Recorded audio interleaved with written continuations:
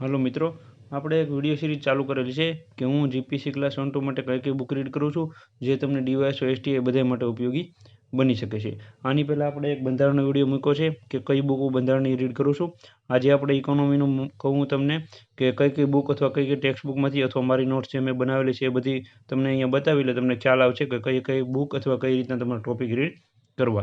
અહીંયા પહેલાં બેઝિક જો તમે તૈયારી શરૂ કરતા હો તો 11 અને 12મા ધોરણની અર્થશાસ્ત્રની બુક આવે છે જીસીઆરટીની, એ તમે બેઝિક કરી શકો છો। અર્થશાસ્ત્રની બુક આવે છે ધોરણ 11ની, આ પણ મેં રીડ કરેલી છે। આમાંથી પણ ઘણું બધું પૂછાય છે, જેમ કે અહીંયા તમે કોષ્ટક જોઈ શકો તો આમાંથી ઘણી વખત બેઠા પ્રશ્નો નીકળતા હોય છે। તો આવી રીતના એક 11માની ટેક્સ્ટ બુક છે, પછી એક આ 12માની ટેક્સ્ટ બુક છે, આમાંથી પણ સારું એવું માહિતી મળી રહી છે। અહીંયા મેં જો તમે ટીક કરેલું છે કયા કયા ચેપ્ટર મહત્વના છે એ રીતના તમે કરી શકો છો। બેરોજગારી, વસ્તીવાળા ચેપ્ટર, બેન્કિંગ અને નાણાકીય નીતિવાળા, આમાં બેઝિક માહિતી બધી આપેલી હોય છે, પણ તમે પરીક્ષાની તૈયારી શરૂ કરો છો તો આ તમારા માટે સારામાં સારી બંને ટેક્સ્ટ બુક કહી શકાય। આમાંથી પણ મહત્વનો ટોપિક રીડ કરવાના।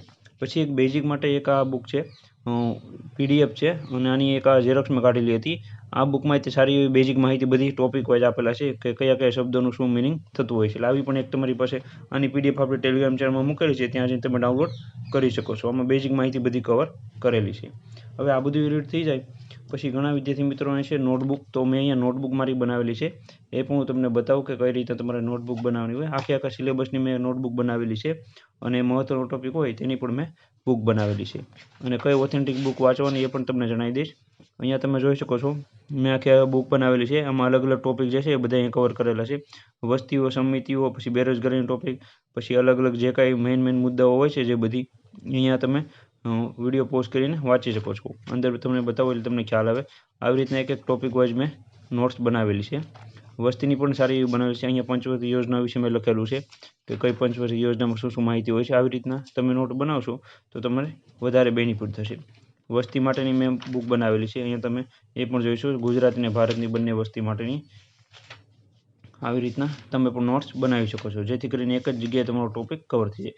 વસ્તીના અત્યાર સુધીમાં જેટલા પણ પ્રશ્નો પૂછાણા એ અમારી નોટમાંથી કવર થઈ જાય છે। અત્યાર સુધી જેટલા પણ વસ્તીના કોઈ પણ પરીક્ષામાં પ્રશ્ન પૂછાય છે તો અહીંયા મેં બધી બુકમાંથી લીધેલા, જીસીઆરટી 11-12ની, પછી અર્થશાસ્ત્રની હોય, પછી સમાજશાસ્ત્રની હોય, ગુજરાતની પછી જે છે વસ્તી ગણતરી, ભારતની વસ્તી ગણતરી, બધી ટોટલ મેં આમાં લખેલી છે। એટલે આનાથી 12 પ્રશ્નો હજી સુધીમાં નથી નીકળેલો।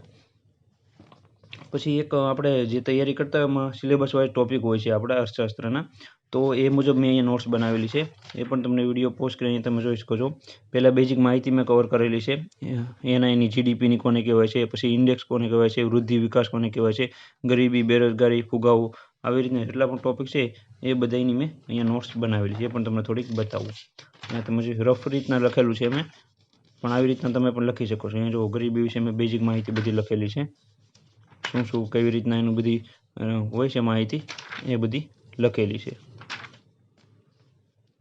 પછી બીજી એક મેં સંસ્થાઓ માટેની એક અલગથી બુક બનાવેલી છે, આમાં ખાલી સંસ્થાઓ જ છે બધી જે દરેક પરીક્ષામાં પૂછાતી હોય છે, જેમ કે અહીં જોઈ શકો છો એડીબી છે, એઆઈબી છે, પછી ઓઈસીડી છે, આવી રીતના બધી સંસ્થાઓનું મેં લખેલું છે। ડબલ્યુટીઓ વિશેની બધી માહિતી મેં લખેલી છે। હવે કઈ બુક તમારે રીડ કરવી, તો કે જે છે એ મેક્સિમમ ઘણું બધું મેં આ બુકમાંથી લખેલું છે, અને અલગ અલગ વિડીયો જોઈને અથવા એવી રીતના જે યુટ્યુબમાંથી તો કોઈ પણ રીતના તમે જો બેઝિક તૈયારી ચાલુ કરતા હો તો આવી રીતના તમે નોટ્સ બનાવી શકો છો બધી। અને અત્યારે એક અમારી પાસે આ જૂનું વર્ઝન છે, ભારતીય અર્થતંત્રનું યુવા ઓપનિષદની બુક છે, આનું નવું આવી ગયું છે, તમારે નવું જ બુક લેવી, એમાં સારી એવી માહિતી અપડેટ થયેલી છે। અને બજેટ ખાસ કરીને જે વર્ષનું હોય, જેમ કે અત્યારે 2025માં છે તો જે બજેટ આવેલું છે આ વર્ષે ફેબ્રુઆરી મહિનામાં, તે તમારે રીડ કરવું। દર વર્ષે નવું બજેટ તમારે રીડ કરવાનું। આમાં જે બુકમાં બજેટ આપ્યું હોય જૂનું હોય છે, કારણ કે બુક જ્યારે બની હોય ત્યાં નવું બજેટ આપેલું હોય છે, તો તે તમારે એનો રીડ કરવાનો। પછી અહીંયા પણ તમે જોઈ શકો છો આ બુક પણ સારી છે, આ બુક તમે લઈ શકો છો, આનું નવું વર્ઝન છે, એનું પણ આપણે બુક રિવ્યુ આપણી ચેનલમાં મૂકેલું છે।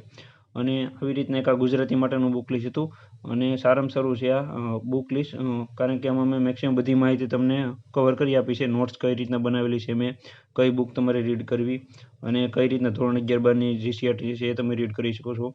આટલું કરશો એટલે ઇનફ છે તમારે। ભારતીય અર્થતંત્રના એક પણ ટોપિકમાંથી મેક્સિમમ પ્રશ્નોની બહાર ન નીકળે, કારણ કે મેક્સિમમ બધી માહિતી મેં કવર કરેલી છે। આ જીપીએસસી ક્લાસ 1-2માં પણ લાગુ પડશે, ડીવાયએસઓ, એસટીઆઈ, પીઆઈ, જે કાંઈ ક્લાસ 3 સુપર ક્લાસ 3 ભરતી આવે છે જીપીએસસીની, બધામાં ઓથેન્ટિક બુક છે। અને આ મારું બુક લિસ્ટ મેં એ માટે બતાવ્યું જેથી કરીને વિદ્યાર્થી મિત્રોને ખ્યાલ આવે કઈ રીતના નોટ્સ બનાવી, કયા કયા ટોપિકમાંથી તમારે રીડ કરવું, અને જે છે એ તમારે દર વર્ષે દરેક પરીક્ષામાં કામ આવી શકે છે. આવી રીતના એક આ માહિતી હતી અને વિડીયો ગમે તો ખાસ કરીને લાઇક કરી આપજો, ચેનલમાં ન હોય તો સબસ્ક્રાઈબ કરી આપજો અને આવી રીતના દરેક વિષયની બુક લિસ્ટ આપણે થોડાક દિવસમાં આવી જશે એટલે ડીવાયસોવાળા વિદ્યાર્થી મિત્રોને પણ કામ આવશે, પણ એસટીએવાળા વિદ્યાર્થી મિત્રો જીપીએસસી ક્લાસ 1 to વાળાને ખાસ કરીને આ વિડીયો કામ લાગુ પડશે એટલે એ બધાને શેર કરજો અને બીજા કંઈ પણ પ્રશ્નો હોય તો નીચે કોમેન્ટમાં જણાવવા વિનંતી. તમે બીજી કોઈ પણ પ્રકારની બુક રીડ કરતા હો તો તે પણ નીચે જણાવજો, તો તે પણ હું તમને જણાવી દઈશ કે આમાં કઈ માહિતી કેવી રીતના દર્શાવવામાં આવેલી છે. Thank you.